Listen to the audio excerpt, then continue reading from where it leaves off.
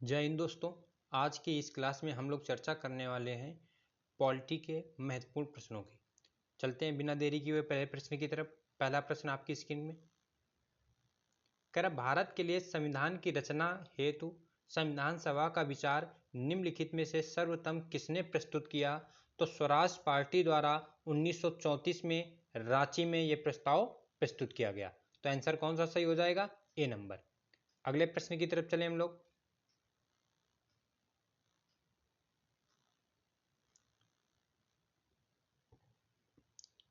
स्वतंत्रता के पूर्व के दिनों में प्रारंभ में किसने संविधान निर्मात्री सभा का विचार प्रस्तुत किया? तो ये याद रखना है, एम.एन. राय ने। किसने प्रस्तुत किया था दोस्तों? एम.एन. राय ने। अगले प्रश्न पे चले हम लोग। करा, एक निर्वाचित संविधान सभा द्वारा भारत के संविधान का निर्माण करने का प्रस्ताव किया गया। ये कब किया गया? तो एक निर्वाचित संविधान सभा द्वारा भारत के संविधान का निर्माण करने का प्रस्ताव रखा गया क्रिप्स मिशन में। और इसमें कौन से लोग शामिल होंगे? वो लोग शामिल होंगे जो ब्रिटेन का साथ देंगे। किसमें साथ देंगे? द्वितीय विश्व युद्ध में। कौन शामिल होंगे? जो द्वितीय विश्व युद्ध में ब्रिटेन का साथ देंगे। और क्रिप्स मिशन भारत कब आता है? तो क्रिप्स मिशन भारत 1942 में आता है। इसके अध्यक्ष कौन थे? तो स्टेफर्ड क्रिप्स थे। अगले प्रश्न पे चले हम लोग।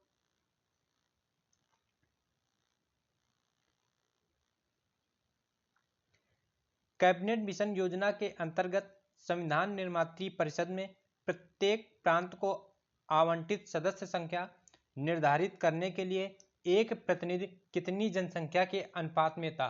जैसे वर्तमान में है कि जो विधायक जो सांसद बनते हैं तो एक उस क्षेत्र का उस राज्य की जनसंख्या पर निर्भर करता है। और ये जनसंख्या का आंकड़ा कब का है? तो 1971 का है। ठीक ऐसे ही जब संविधान सभा बनी तब कितने कितने लाख की जनसंख्या पर एक व्यक्ति का निर्वाचन होना था? तो 10 लाख की जनसंख्या पर एक व्यक्ति का निर्वाचन होना था। Option number 20 correct answer. अगला प्रश्न, इन व्यक्तियों में से कौन कैबिनेट मिशन का सदस्य नहीं था? तो कौन कैबिनेट मिशन का सदस्य नहीं था? William Wood, Pethick Lawrence, Stafford Cripps, A B. Alexander. तो विलियम वुड कैबिनेट मिशन का सदस्य नहीं था। बाकी पैथिक लॉरेंस, स्टोफर्ड क्रिप्स और ए.बी. अलेक्जेंडर ये तीनों सदस्य थे।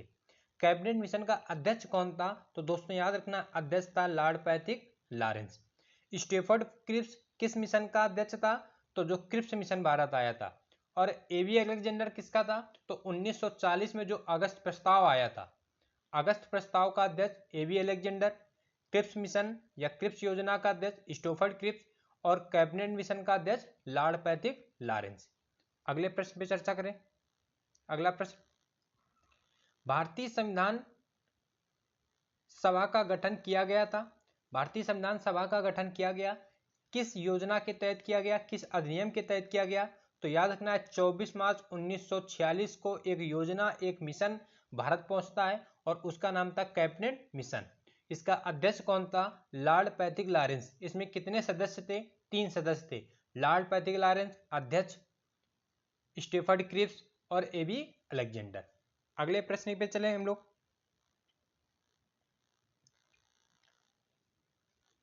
कह रहा 1946 में निर्मित अंतरिम सरकार में कार्यपालिका परिषद के उप सभापति कौन थे? तो कार्यपालिका परिषद के उप सभापति थे पंडित जवाहरलाल नेहरू। उप सभापति कौन थे? पंडित जवाहरलाल नेहरू। और जो सभापति कौन था? तो लॉर्ड माउंटबेटन। Lord Mountbatten. अगले प्रश्न पे चले हम लोग।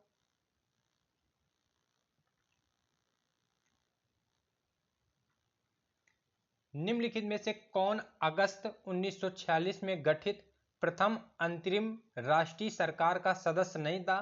तो कौन नहीं था? तो doctor S Radhakrishnan. Doctor S Radhakrishnan 1946 में जो गठित होती है अंतरिम सरकार, इसके सदस्य नहीं थे। ठीक, अगले प्रश्न में चले हम लोग।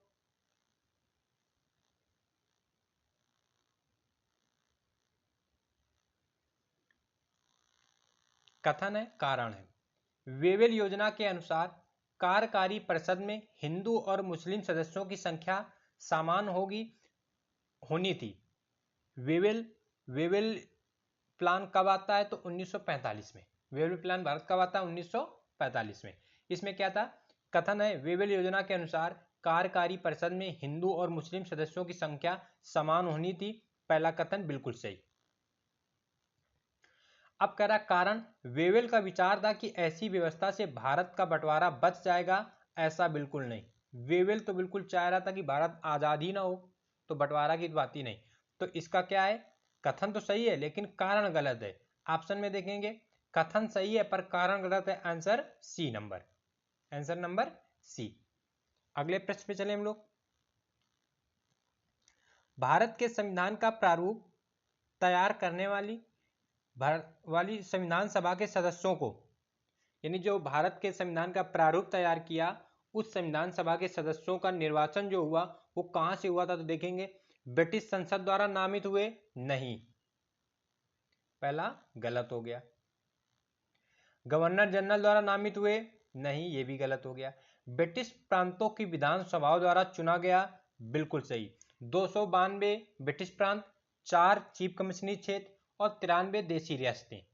देशी रियासतों से सदस्यों का मनोनयन होना था, चीफ कमिश्नरी क्षेत्र और ब्रिटिश प्रांत यानी 296 यहां से निर्वाचन होना था।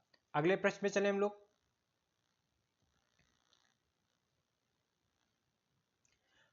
भारतीय इतिहास के संदर्भ में प्रांतों में संविधान सभा के सदस्य, प्रांतों से संविधान सभा के सदस्य कैसे थे, उन प्रांतों के लोगों द्वारा सीधे निर्वाचित होते थे।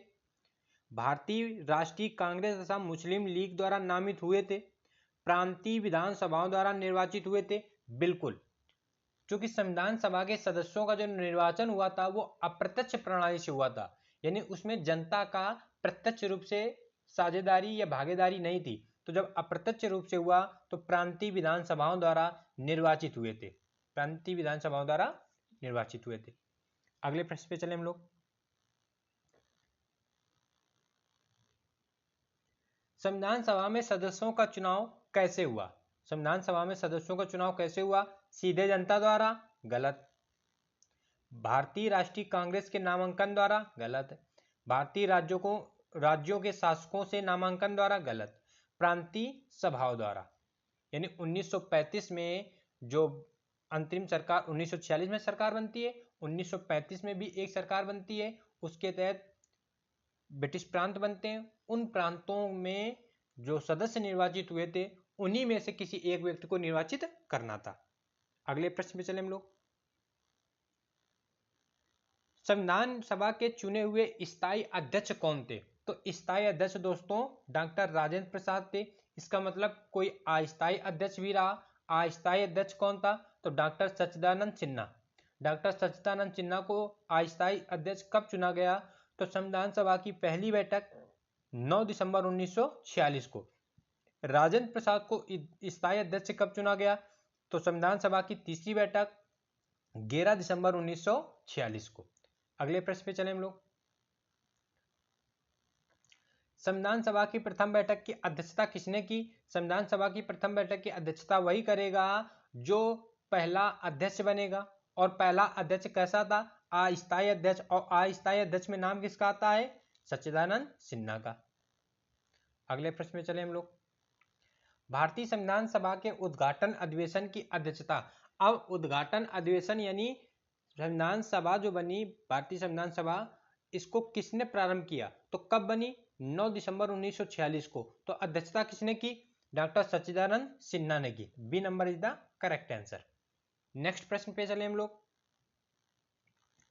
भारत की संविधान निर्मात्री सभा के अध्यक्ष कौन थे, संविधान निर्मात्री सभा के अध्यक्ष कौन थे। अब यहाँ पे अध्यक्ष पूछ रहा है, ना ही अस्थायी और ना ही स्थायी की बात कर रहा है, लेकिन प्रश्न में आंसर ऑप्शन में साफ दिख रहा है कि यहाँ पे स्थायी अध्यक्ष दिया है कौन, डॉक्टर राजेंद्र प्रसाद। अर्थात उसका प्रश्न पूछने का मतलब यही है कि स्थायी अध्यक्ष बताना है। अगर यहाँ पे डॉक्टर सच्चिदानंद सिन्हा का भी नाम होता तो वो स्थायी या अस्थायी शब्द भी जोड़ता। अगले प्रश्न पे चले हम लोग। स्वतंत्र भारत की संविधान सभा के अध्यक्ष कौन थे, स्वतंत्र भारत के संविधान सभा के अध्यक्ष कौन रहे, जो स्थायी अध्यक्ष रहे और अंत तक वही अध्यक्ष बने रहे, डॉक्टर राजेंद्र प्रसाद। और अंत में इन्हें राष्ट्रपति बना दिया गया। अगले प्रश्न पे चले हम लोग। संविधान सभा की प्रथम बैठक कब होती है? तो संविधान सभा की प्रथम बैठक दोस्तों होती है 9 दिसंबर 1946 को। नेक्स्ट प्रश्न पे चले हम लोग। भारत की संविधान सभा का प्रथम अधिवेशन कब शुरू हुआ? तो भारत की संविधान का प्रथम अधिवेशन शुरू होता है 9 दिसंबर 1946 को। कुल कितने अधिवेशन हुए? तो 12। कुल कितनी बैठकें हुई? तो 165। कुल कितने वाचन हुए? तो 3। इन सारी बातों को याद रखना है। अगले प्रश्न पे चले हम लोग। भारतीय संविधान सभा की पहली बैठक कब हुई? भारतीय संविधान सभा की पहली बैठक दोस्तों होती है 9 दिसंबर 1946 को। नेक्स्ट प्रश्न पे चले हम लोग। भारत को एक संविधान देने का प्रस्ताव संविधान सभा द्वारा पारित किया गया, यानी कब पारित किया गया?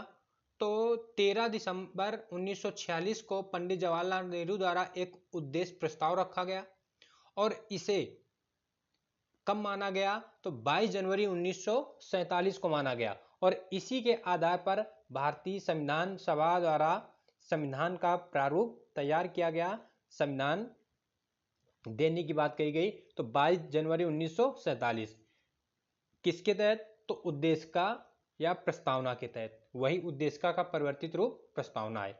कभी कभी पूछता है कि उद्देश्य प्रस्ताव किसने प्रस्तुत किया? तो पंडित जवाहरलाल नेहरू ने। कब प्रस्तुत किया? तो 13 दिसंबर 1946 को और इसे पारित कब किया गया? 22 जनवरी 1947 को। अगले प्रश्न पे चले हम लोग। संविधान सभा के सम्मुख संविधान की प्रस्तावना का प्रारूप या प्रस्ताव किसने रखा? तो वही जो उद्देशिका है उसी का परिवर्तित रूप प्रस्तावना है। तो उद्देशिका रखने वाले कौन थे? पंडित जवाहरलाल नेहरू। अगले प्रश्न पे चले हम लोग। संविधान सभा में उद्देश्य प्रस्ताव निम्न में से किस एक के द्वारा रखा गया था? तो पंडित नेहरू द्वारा रखा गया था, याद रखना है। नेक्स्ट प्रश्न है, भारतीय संविधान के निर्माण से संबंधित निम्नलिखित कथनों में से कौन सही है? पहला, पंडित नेहरू के उद्देश्य प्रस्ताव का जो संविधान सभा द्वारा स्वीकार किया गया था संविधान के निर्माण पर असर था, बिल्कुल सही है। उद्देशिका बहुत महत्वपूर्ण उद्देश्यों की पूर्ति करती है, बिल्कुल सही है, क्योंकि जब हम प्रस्तावना पढ़ते हैं उद्देशिका का परिवर्तित रूप ही प्रस्तावना है और प्रस्तावना जब हम पढ़ते हैं तो उसमें 3 प्रकार के न्याय, 5 प्रकार के स्वतंत्रताएं, 2 प्रकार के अवसर की समानताएं, ये सब मिलती हैं। ठीक, तो संविधान को तीसरा ऑप्शन पढ़ रहे, संविधान को भारत के लोगों ने आदेशित किया है, यानी हम भारत के लोग, ये भी तो मिलता है, बिल्कुल सही है। राज्य के मुखिया अर्थात राज्य का मुखिया कौन है? तो यहाँ राज्य के मुखिया का तात्पर्य हो जाता है राज्य का मतलब देश, राज्य का मतलब देश। तो राज्य के मुखिया यानी राष्ट्रपति को प्रत्यक्ष रूप से निर्वाचित किया जाता है? नहीं। राष्ट्रपति का चुनाव कैसे होता है दोस्तों? अप्रत्यक्ष रूप से होता है। तो कौन सा गलत हो गया? 4 नंबर गलत हो गया। तो कूट के अनुसार कौन कौन सही है? पहला, दूसरा और तीसरा सही है। अगले प्रश्न पे चले हम लोग। भारतीय संविधान को बनाने हेतु भारतीय संविधान सभा के कुल कितने अधिवेशन हुए? तो जैसा कि हमने बताया 12 अधिवेशन हुए। कितने दोस्तों हुए अधिवेशन? 12 अधिवेशन हुए, 3 वाचन हुए, 165 बैठकें हुई। अगला प्रश्न, भारत की संविधान सभा की अंतिम बैठक की सही तिथि क्या है? तो याद रखना है कि अंतिम बैठक की सही तिथि क्या है? 24 जनवरी 1950। 24 जनवरी 1950 को संविधान सभा की अंतिम बैठक होती है और संविधान कब लागू किया जाता है? तो 26 जनवरी 1950 को। संविधान बनकर कब तैयार होता है? तो 26 नवंबर 1949 को। अंतर है, लागू कब होता है? 26 जनवरी 1950 को। बनकर कब तैयार होता है? 26 नवंबर 1949 को। अगले प्रश्न पे चले हम लोग। भारत के संविधान के निर्माण में संविधान सभा को कितना समय लगा था? तो 2 वर्ष 11 माह और 18 दिन, अर्थात A number is the correct answer. अगले प्रश्न पे चले हम लोग। सूची है, सूची को सुमेलित करना है। संविधान सभा के पहले उपाध्यक्ष कौन थे? तो संविधान सभा के पहले उपाध्यक्ष थे एच.सी. मुखर्जी। कौन थे? एच.सी. मुखर्जी, यानी ए का चौथा हो जाएगा। प्रारूप समिति के मूलतः एकमात्र कांग्रेसी सदस्य कौन थे? तो प्रारूप समिति में 7 सदस्य थे। प्रारूप समिति के अध्यक्ष कौन थे? तो डॉक्टर बी.आर. अम्बेडकर थे। और उसमें एक कांग्रेसी सदस्य थे, उनका नाम था के.एम. मुंशी। और एक मुस्लिम लीग के सदस्य थे, उनका क्या नाम था? तो मोहम्मद सादुल्ला। ठीक। राजस्थान की रियासतों का प्रतिनिधित्व करने वाले संविधान सभा के सदस्य कौन थे? तो वी.टी. कृष्णामाचारी, यानी सी का पहला। संघ संविधान समिति के अध्यक्ष कौन थे? तो पंडित जवाहरलाल नेहरू, यानी ए का चौथा, बी का तीसरा, सी का पहला और डी का दूसरा। तो इस हिसाब से कौन सा सही आ रहा है? ए का चौथा, यानी B number is the correct answer. अगले प्रश्न पे चले हम लोग। भारतीय संविधान के निर्माण के समय संवैधानिक सलाहकार कौन था? तो संवैधानिक सलाहकार कौन है? बी.एन. राव। कौन है? वेनेगल नरसिम्हन राव। अगला प्रश्न, भारतीय संविधान का प्रथम प्रारूप तैयार किया किसने तैयार किया? तो प्रारूप तैयार किया बी.एन. राव ने। और इस प्रारूप की समीक्षा के लिए प्रारूप समिति बनाई गई और उस प्रारूप समिति के अध्यक्ष किसको नियुक्त किया गया? अंबेडकर जी को। नेक्स्ट प्रश्न पे चले हम लोग। संविधान सभा में भारतीय संविधान का तृतीय वाचन प्रारंभ हुआ। तो तृतीय वाचन दोस्तों प्रारंभ होता है 17 नवंबर से 26 नवंबर के बीच। तो इस अनुसार 17 नवंबर 1949 से 26 नवंबर 1949 तक चला। तो इसके अनुसार ए नंबर में जो 14 नवंबर है, ये डेट गलत है, इसकी जगह 17 नवंबर 1949 इज द करेक्ट आंसर। अगले प्रश्न पे चले हम लोग। भारत का संविधान पूर्ण रूप से तैयार हुआ था, कब बनकर तैयार हुआ? तो 26 नवंबर 1949, यानी आज के दिन जब हम वीडियो रिकॉर्ड कर रहे हैं, तो आज भी डेट कौन सी है? 26 नवंबर 2024। और ये कब बना था? 26 नवंबर 1949, यानी 75 साल हो गए संविधान को बने। कितने साल हो गए? 75 साल हो गए। अगले प्रश्न पे चले हम लोग। भारतीय संविधान को संविधान सभा द्वारा अंगीकृत कब किया गया? तो यह किया गया जब बनकर तैयार हुआ 26 नवंबर 1949। कब अंगीकृत किया गया? 26 नवंबर 1949। अब यहाँ पे तीन शब्दावली आएंगी, कभी अंगीकृत, अधिनियमित, आत्मार्पित। ये तीनों अलग अलग दे देगा। इसमें उसने अंगीकृत दिया है। हो सकता है नेक्स्ट प्रश्न पे कभी आपसे कह दे कि भारतीय संविधान सभा द्वारा भारतीय संविधान को कब अंगीकृत किया गया, कब अधिनियमित किया गया, कब आत्मार्पित किया गया। तो ये तीनों शब्दावलियां 26 नवंबर 1949 में वर्णित है। अगले प्रश्न पे चले हम लोग।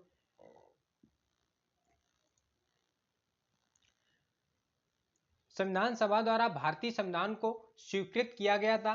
संविधान सभा द्वारा भारतीय संविधान को कब स्वीकृत किया गया था? तो याद रखना है 26 नवंबर 1949 को स्वीकृत किया गया।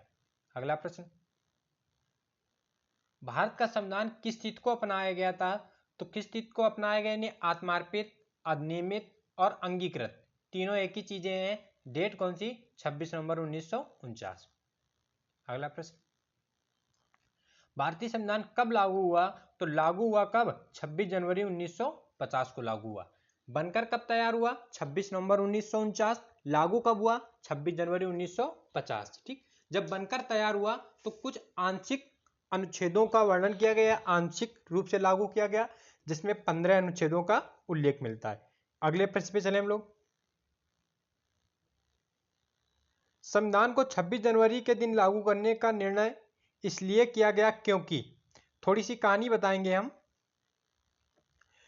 क्या होता है कि पंडित नेहरू द्वारा 26 जनवरी 1929 को यह निर्णय लिया गया, स्वतंत्रता का निर्णय। कौन सा निर्णय? स्वतंत्रता का निर्णय, कि अंग्रेजी शासन हमें स्वतंत्र करे, अन्यथा 26 जनवरी 1930 को हम स्वतंत्रता दिवस के रूप में मनाएंगे।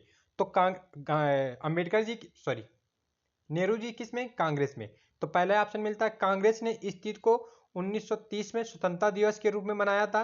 बिल्कुल सही है, इस तिथि को स्वतंत्रता। और इसकी घोषणा कब की थी? तो 31 दिसंबर 1929 लाहौर अधिवेशन में। किसने? नेहरू जी ने। ठीक।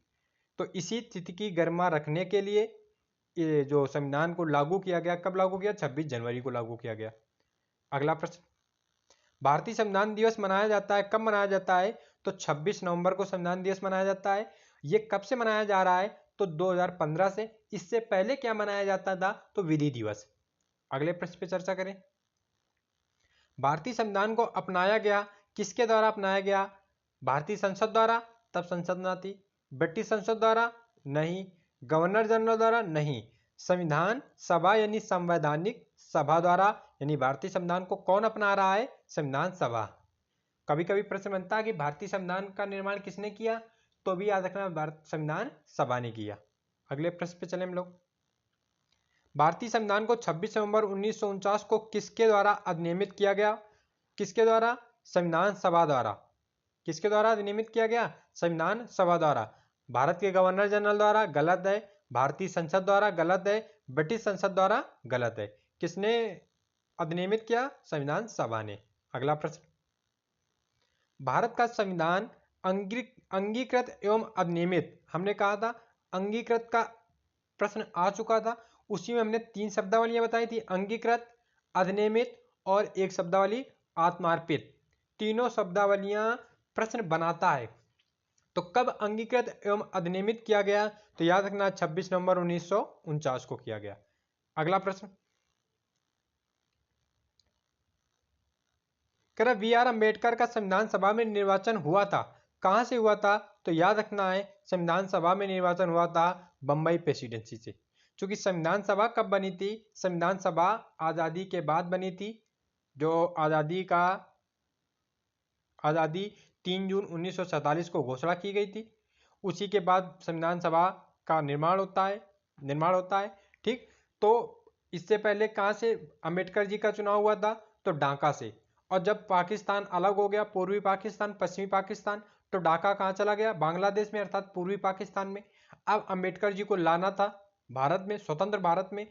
तो एस जयकरे जो बंबई प्रेसिडेंसी से निर्वाचित हुए थे, उनकी सीट खाली कराई गई और किसको जिताया गया? अंबेडकर जी को। तो अंबेडकर जी ने किसके स्थान पर या किसकी सीट खाली कराई गई? तो एस जयकरे की। ठीक, कहां से? बंबई प्रेसिडेंसी से। अगले प्रश्न पे चले।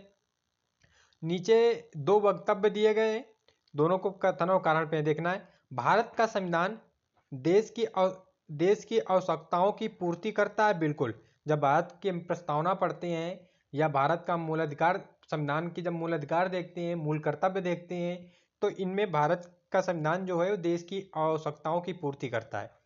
इसको एक गृहीत संविधान कहा जाता है। बिल्कुल, कई देशों से इसमें चीजें ली गई हैं। ठीक, अब कारण कथन देखना है। गृहीत संविधान होने के कारण भारत का संविधान देश की आवश्यकताओं की पूर्ति करता है। इसका कारण ये तो है नहीं कि गृहीत संविधान है इस वजह से पूर्ति करता है। ठीक, तो दोनों का कथन और कारण दोनों तो सही है, लेकिन व्याख्या सही नहीं करता। जो कारण है वो कथन की व्याख्या नहीं करता, अर्थात B number is the correct answer.